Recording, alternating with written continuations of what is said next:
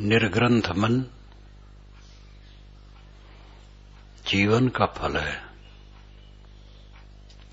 निर्ग्रंथ होकर के सेवा करो और साधना करो। साधना में स्वाध्याय अपने आप आ जाता है। सेवा और साधना विवरण से कहे तो सेवा, स्वाध्याय, साधना।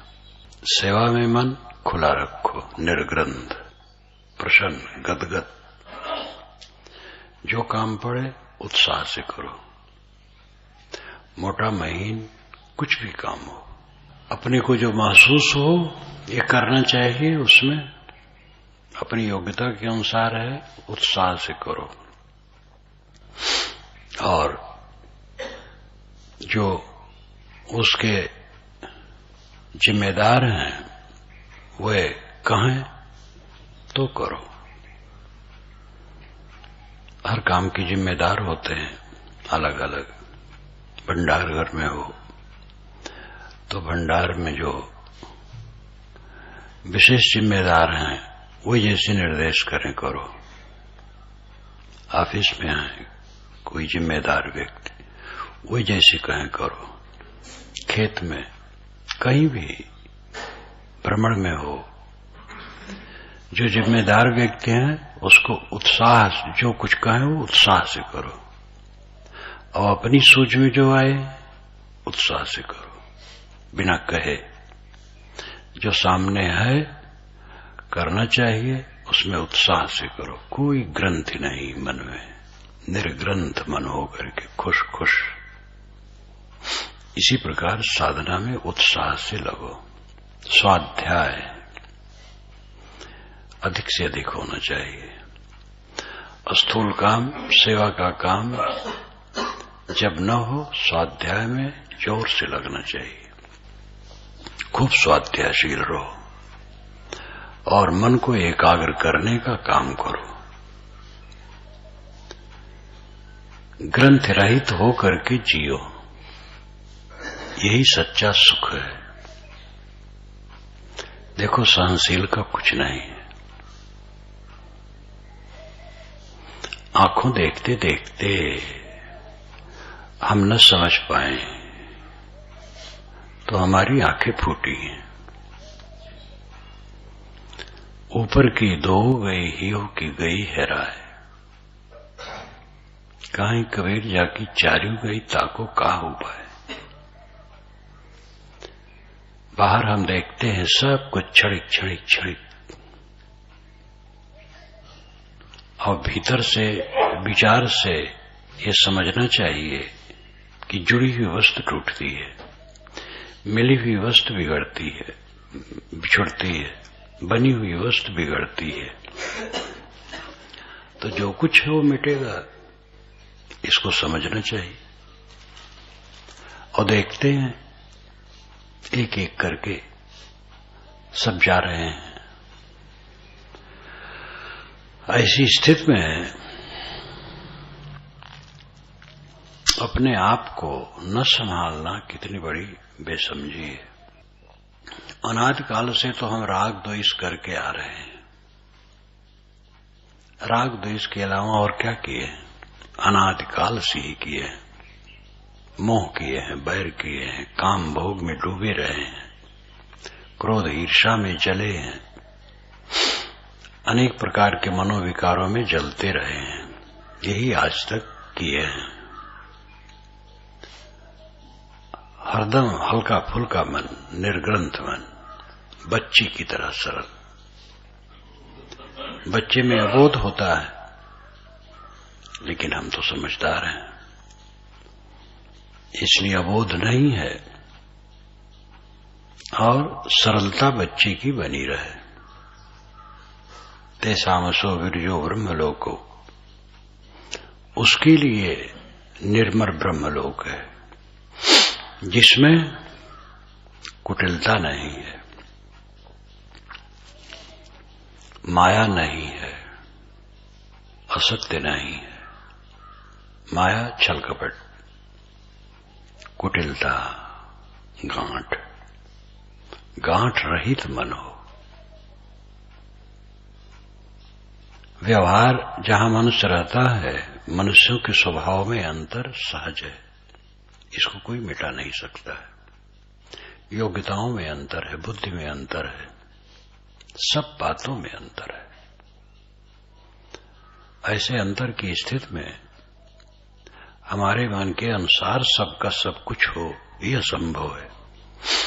दूसरे की अनुसारती बातें हमें सहना चाहिए और निर्ग्रंथ मन से सहना चाहिए। हमारी बातें दूसरे सहते हैं, हमें भी दूसरे को सहना चाहिए। निर्ग्रंथ मन होकर सहना चाहिए।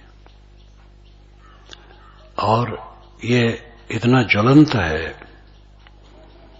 और इतना शाश्वत है कि उसको कोई मिटा नहीं सकता है। जैसा हमारा स्वभाव है वैसे दूसरे को असंभव है, जैसी मेरी रुचियां हैं वैसे दूसरे को असंभव है। हर बात में तो अंतर है, हर बात में तो अंतर है। तो उसको लेकर के जो अपना मन कलुषित रखेगा वो क्या सुखी होगा। हर बात में अंतर, खाने पीने में, कपड़े लत्ते में, पहनने ओढ़ने में, उठने बैठने में, चलने फिरने में, काम धंधा करने में, सब में सबके फर्क है। इसलिए दूसरे के रंग ढंग को बुरा मान करके मन खराब करना महा बेवकूफी है। ये तो बना ही रहेगा, रुचियों का अंतर बना रहेगा, संस्कारों स्वभावों का अंतर बना रहेगा, बोली बानी का अंतर बना रहेगा, सबका बाजा अलग अलग है। सब ये विषमता में समता लाना ही साधना का मतलब है। कितने हमारे मित्र जो बैगन छू नहीं सकते, बैगन की सब्जी। एक हमारे मित्र थे, वो कहते थे बैगन जिस खेत में हो उसके मेड़ पर नहीं जाना चाहिए।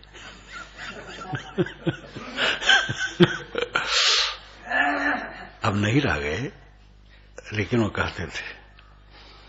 और मुझे बैगन की सब्जी प्रिय है। वो हमारे मित्र थे।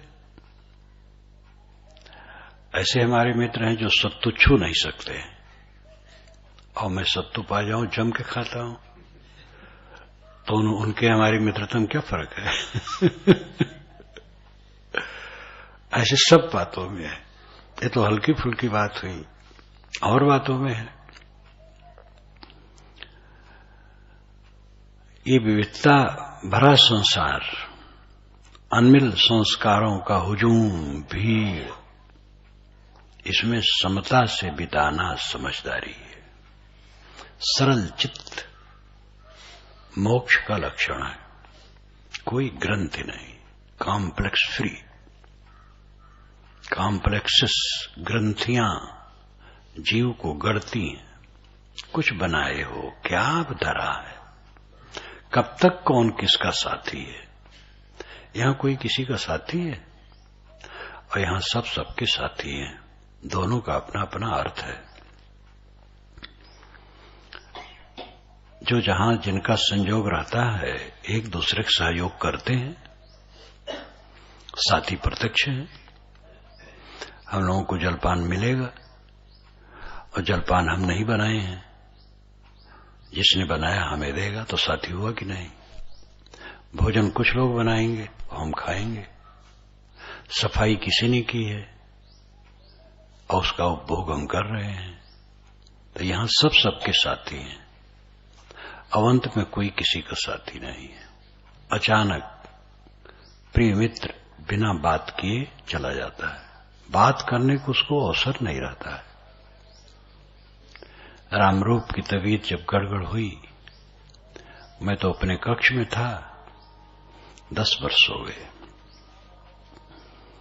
और वहां पर धर्मशाला में उस समय चलता था सत्संग। वहां से आए और मच्छरदान लगा करके लेटे होंगे, मैं तो सो गया था। तो राम ने कहा, साहब देखिए, इनको देखिए। तो मुझे लगा कोई मिलने आया है। तो मैंने कहा, इतने टाइम कौन मिलने आया है? कहीं मिलने नहीं, रामरूप को देखिए। तो आया, देखा तो उछल रहा था उसका शरीर, हमसे बात नहीं कर सका, अब मर गया। हमारे प्यारे मित्र हमसे बात नहीं कर पाएंगे और चले जाएंगे। हमारा शरीर भी ऐसे ही है। कौन साथी हमारा है? ये अभिलाष हमारा साथ नहीं दे सकता है। ये शरीर अभिलाष नाम रहे, अभी दे रहा है, बहुत दे रहा है, बहुत हो गया है, लेकिन कायम माटी देगा असंभव है। तो गल रहा है, आजकल में छूट जाएगा और इसका संबंध शून्य हो जाएगा। जब अभिलाष मेरा साथी नहीं है तो कौन मेरा साथी है? किससे मोह की गांठ बांधे? इसलिए मेरा कोई साथी नहीं, मैं असंग हूं, अकेला हूं। व्यवहार में सब साथी हैं, सब कर रहे हैं, लेकिन ये मोह नहीं बनना चाहिए। व्यवहार और परमार्थ दोनों को साथ में लेकर के चलने वाला समझदार समझदार है। वही समझदार समझदार है जो व्यवहार परमार्थ दोनों को समझता है। एकांगी बुद्धि वाला बेकार आदमी है। एक उलझे हुए साधु को मैंने कहा, दूसरे के प्रति जिसके लिए उलझा था, ये घटना होगी 63 नवंबर की, अजुआ में था। वही गया था उसी आंदोलन में, बहरी, जब तपसी साहब के विरोध में आर्य समाजियों ने दंगल किया था, तो आर्य समाजी लोग बेचारे मात खाए थे। वहीं से और कहीं जाना हुआ था, फिर अजुआ में आना हुआ था पहली बार। तो वहां पर एक खड़बड़ साधु, अभी वो बूढ़े हैं, कहीं रहते हैं। तो मैंने कहा, देखो प्रेम का बर्ताव करो। अरे कोई स्त्री है जो मैं उससे प्रेम करूं? ये उनका उत्तर था। अभी कितनी बेवकूफी की बात है। मैंने स्त्री से प्रेम करना चाहिए। हमने कहा यही समझ है।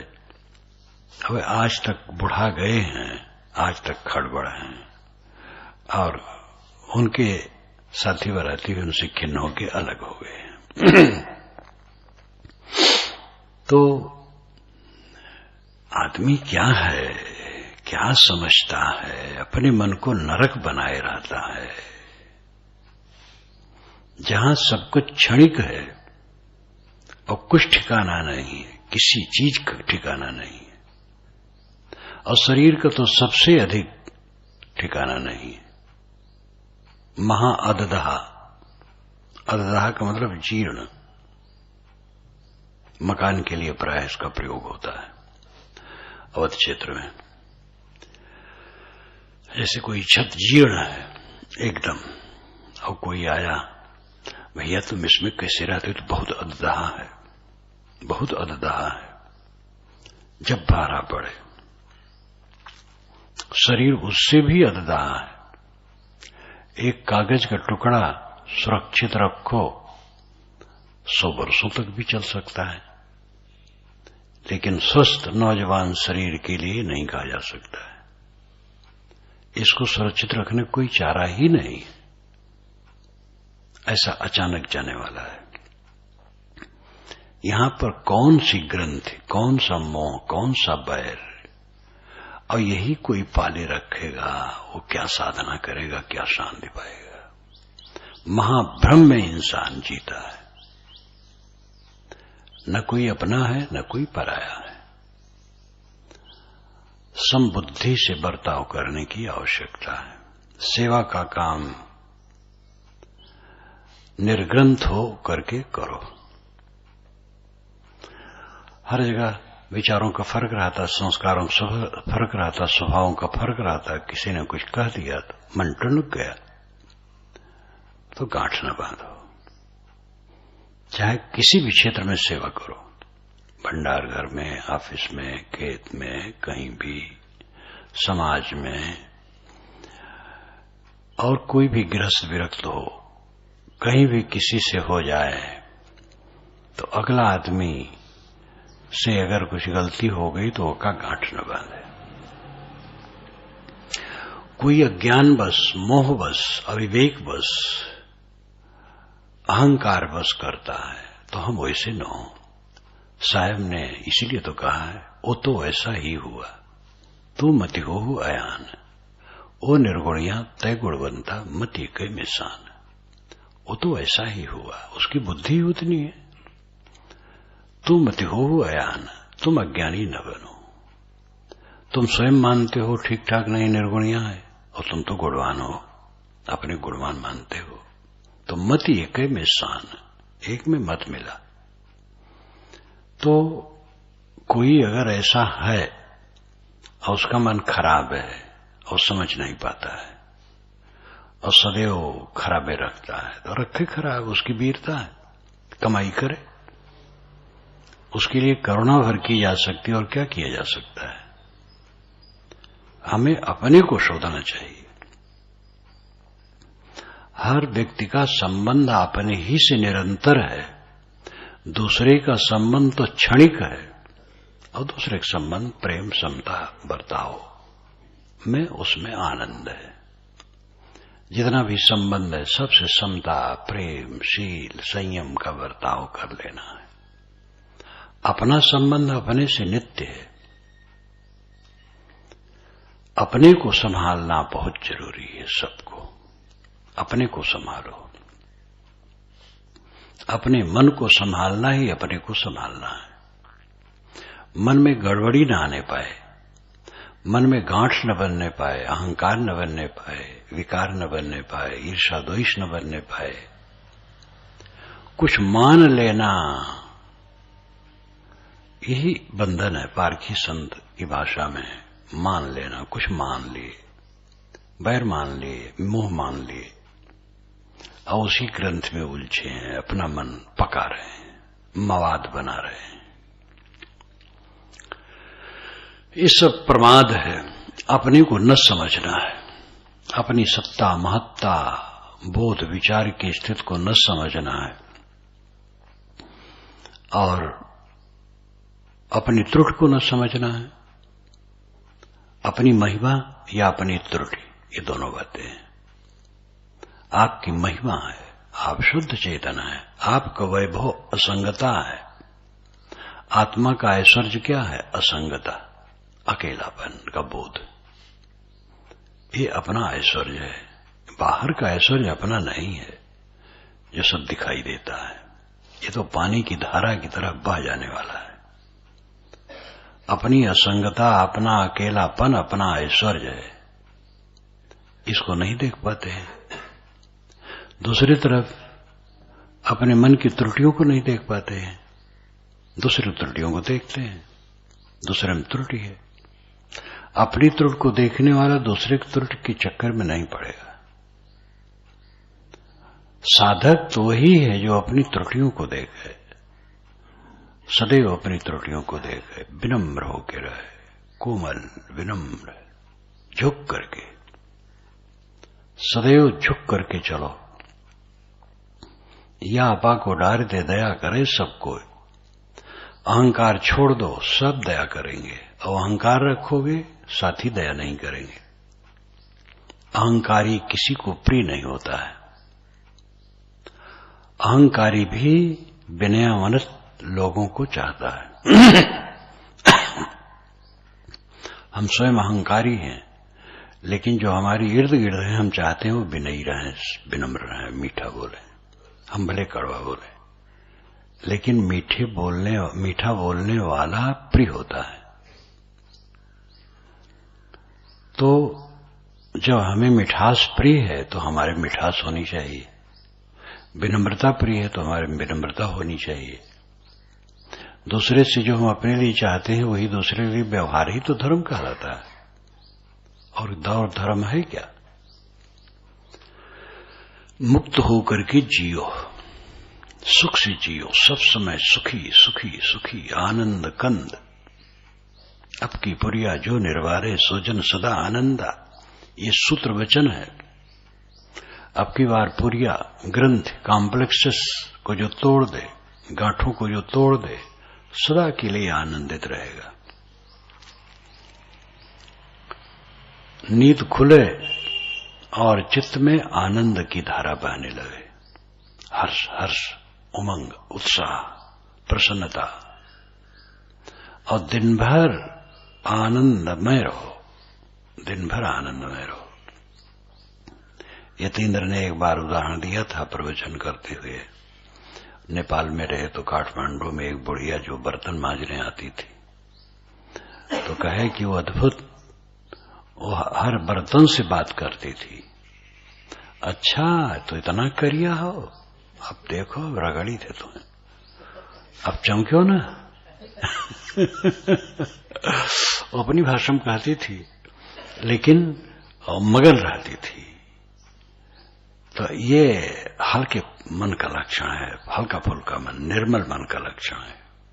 स्वभाव से ही कुछ लोग होते हैं जो बिना गांठ के होते हैं, ऐसा सभी लोग जानते होंगे। मुझे तो पूरा इसका अनुभव है और देखा हूं कि वह हरदम गदगद मन के, हरदम सरल मन के, कभी भी उनके लिए कोई कट कह दे कुछ नहीं, उनके लिए कोई दुर्व्यवहार कर दे कुछ नहीं।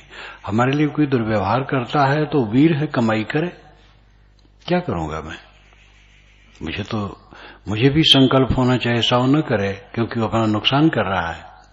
लेकिन अब कोई अपना नुकसान करने के लिए कमर कसे है तो मैं क्या करूंगा? करे, ले लाभ है।